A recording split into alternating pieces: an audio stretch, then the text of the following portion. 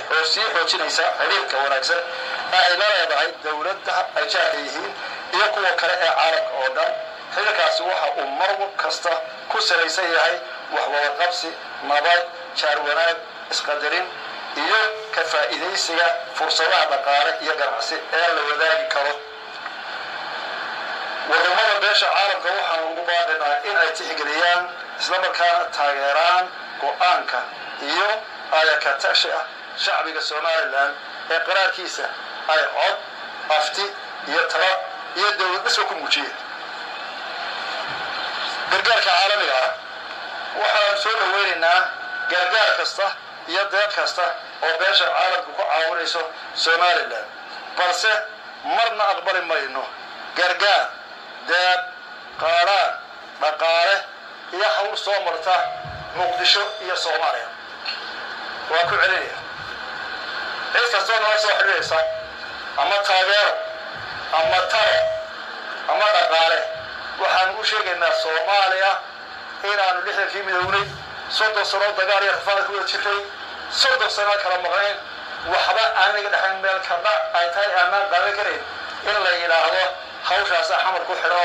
idinka xamar ka heshiiya ma ka heshiiya hada adiga waa dawladda qaranimada Soomaaliya diidan ee ka horeysan ninka qaranimada diidana qolba saarteed hay'adaha sicida qurba ka dhaxaysa dawladaha waxaan u sheegaynaa annaga Soomaaliland oo dal gaar u taagan oo dad saameeyay cidina xisaab wana oo wanaagsan tahay laakiin ma qaadan karo jafna oo wanaagsan xamar baa waxay ka dhaxayaan ka heshiiya oo hawlaha Soomaaliland iyo go'aanka shacbiga Jamhuuriyadda Soomaaliland وياهي مدح بنانيدو مقدس لما تابتانا سيد دستورك عدينيو هذا عصبا اي نمانتا جوغنو البحرية أدونك إيه عقلك فيوغا وحي اسكو رأسيهم وحي خلافادا إيه يمادا إن لغو بمايو ولا حضر سنو بفوغادو ليه داتا إيه عراضة هور له وحيق ديرادا إن دخل لغو لاريا معه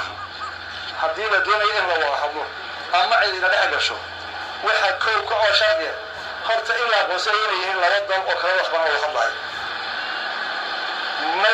وحنا في يصير منه فلا نقول منه عيد كستقوا وياي أو يلاحظ